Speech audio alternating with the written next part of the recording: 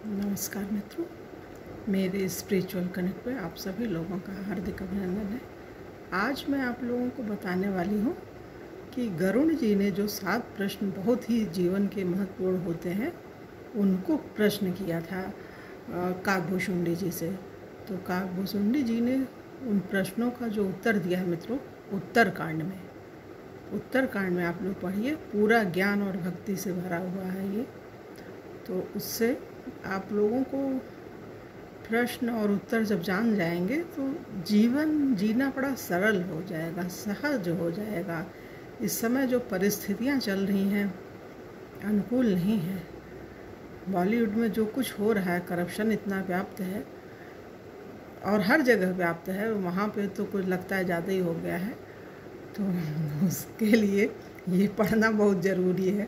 गरुड़ जी के जो 7 प्रश्न हैं और काकभुशुंडी जी ने जो 7 उत्तर दिए हैं वो बहुत ज़रूरी है, प्रासंगिक है इस समय मित्रों, बहुत ज़रूरी है। हर व्यक्ति को पढ़ना है, सुनना है, समझना है और उसके हिसाब से अपना जीवन बनाना है।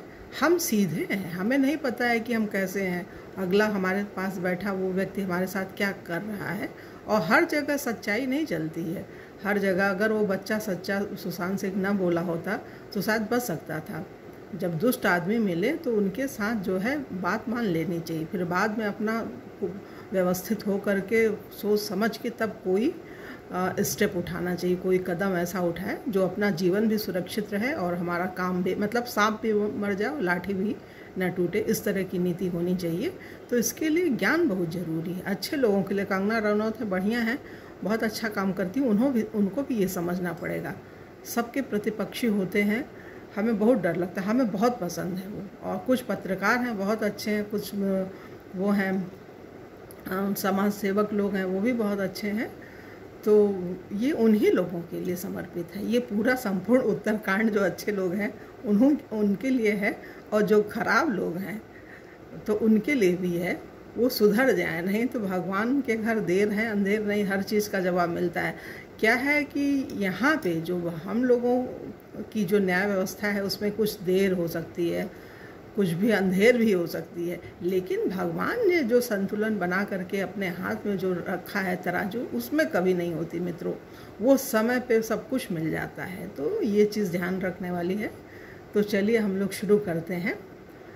7 प्रश्न गरुड़ जी ने जो किए थे काकभुशुंडी जी से। पहला प्रश्न क्या है उनका? सबसे पहला प्रश्न, सबसे दुर्लभ कौन सा शरीर है? सबसे दुर्लभ कौन सा शरीर है? मनुष्य के समान कोई शरीर नहीं है। भुशुंडी जी बोलते हैं मनुष्य के समान कोई भी शरीर नहीं है। चर अचर सभी उसकी याचना करते हैं, सब लोग मांगते हैं। चर जड़ चेतन जो भी सभी लोग हैं सोचते हैं कि मानव तन मिल जाए। खग मनुष्य शरीर नरक स्वर्ग और मोक्ष की सीढ़ी है। यह जो मनुष्य शरीर है यह स्वर्ग और मोक्ष और नरक, मतलब स्वर्ग भी बना सकते हैं इसे अपने जीवन का, नरक भी और मोक्ष भी प्राप्त कर सकते हैं। नरक में अब जो लोग गंदा काम किए थे, नारकी जीवन है। अब सोचिए, थोड़े से लोभ लालच के लिए उन्होंने जो कुछ किया, अब पता चलेगा, अब नारकी जीवन हो जाएगा। वो तो गया बेचारा बच्चा, वापस तो आएगा नहीं, लेकिन जजमेंट तो होगा। भारत के लोग, विश्व के लोग सब एकजुट हुए हैं तो न्याय तो मिलेगा ही। और सुप्रीम कोर्ट में भरोसा है, वहाँ पे भगवान के ही बंदे बैठते हैं, न्याय तो मिलेगा ही उस बच्चे को। तो ये चीज़ है, स्वर्ग नरक और मोक्ष। जैसे हमें या बस मोक्ष चाहिए, हम देख लिए संसार, अपने को भगवान ही चाहिए, इसीलिए भगवान की बात करते हैं। बहुत अच्छा लगता है, दिल से करते हैं, कभी नहीं थकते हैं। लगता है 24 घंटे पढ़ते रहो, भगवान की बात सुनते रहो, कहते रहो, बस इसी में मेरा मन लगता है। यह कल्याणकारी ज्ञान, वैराग्य और भक्ति को देने वाला है। ऐसे मनुष्य शरीर को पाकर भी जो लोग श्री हरि का भजन नहीं करते और निकृष्ट विषयों में रत रहते हैं, वे पारस मणि को हाथ से फेंक सकते, बदले में कांच के, मतलब पारस मणि पत्थर का जो टुकड़ा ले लेते हैं, पारस मणि को फेंक करके पत्थर का टुकड़ा, कांच का टुकड़ा ले लेते हैं वो लोग। सबसे बड़ा दुख व सबसे बड़ा सुख कौन सा है? सबसे संसार में दरिद्रता के समान कोई दुख नहीं है। दरिद्रता मतलब दरिद्रता पैसे की ही दरिद्रता नहीं होती मित्रों, अंतःकरण की। अंतःकरण अगर आपका दरिद्र है तो कितना भी पैसा है आप दरिद्र ही बने रहेंगे, कोई भी अच्छा काम नहीं कर सकते हैं। तो दरिद्रता पैसे से ही नहीं होती है, अंतःकरण की दरिद्रता सबसे बड़ी दरिद्रता होती है, ये हम समझते हैं। गरीब भी होते हैं, अभी इसी केस में हम लोग देख रहे हैं सुशांत सिंह के केस में जो बेचारे गरीब लोग हैं वो लोग पक्ष में आकर के बोल रहे हैं। तो इसका क्या मतलब, उनका मन अमीर है, मन अमीर है, वो अपने जान की भी चिंता नहीं कर रहे हैं कि हमारी जान चली जाए, अरे चली जाए एक दिन तो जाना है। तो ऐसे भी बच्चे होते हैं, दिल का अमीर होता है, पैसे से कोई अमीर नहीं होता है। सबसे बड़ा दुख व सबसे बड़ा सुख कौन सा है? संसार में दरिद्रता के समान कोई दुख नहीं और संतों के मिलने के समान कोई सुख नहीं। संत मिलन सबसे बड़ा सुख है और अंतःकरण की दरिद्रता सबसे बड़ा दुख है। ये है संत का स्वभाव कैसा होता है? भोज वृक्ष के समान दुख सहकर, भोज वृक्ष के समान दुख सहकर अपनी खाल तक उधड़वाकर भी मन वचन और शरीर से दूसरों की भलाई करना संतों का स्वभाव होता है। ये चीज़, संत बहुत महान होते हैं मित्रों। असंत का स्वभाव कैसा होता है? असंत दूसरों को दुख पहुंचाने के लिए दुख सहते हैं। दुष्ट लोग सन की भांति दूसरों को बांधते और अपनी खाल खिंचवा करके विपत्ति सहकर मर जाते हैं। दुष्ट बिना स्वार्थ के सांप और चूहे के समान अकारण दूसरों का अपकार करते हैं। वे दूसरों की संपत्ति नष्ट करके स्वयं नष्ट हो जाते हैं, जैसे खेती का नाश करके ओले नष्ट हो जाते हैं। जैसे ओला जो ऊपर से गिरता है तो वो खेत जो फसल हुई होती है उसको नष्ट करके स्वयं नष्ट हो जाता है। ऐसे ही हैं दुष्ट लोग, बहुत गंदे होते हैं। संत असंत में क्या अंतर है? दुष्ट की उन्नति प्रसिद्ध नीच केतु ग्रह के उदय के भांति संसार को दुख देने के लिए ही होता है। संतों की उन्नति सदा सुखकारी होता है, जैसे चंद्रमा और सूर्य का उदय संसार के लिए सुखदायक है।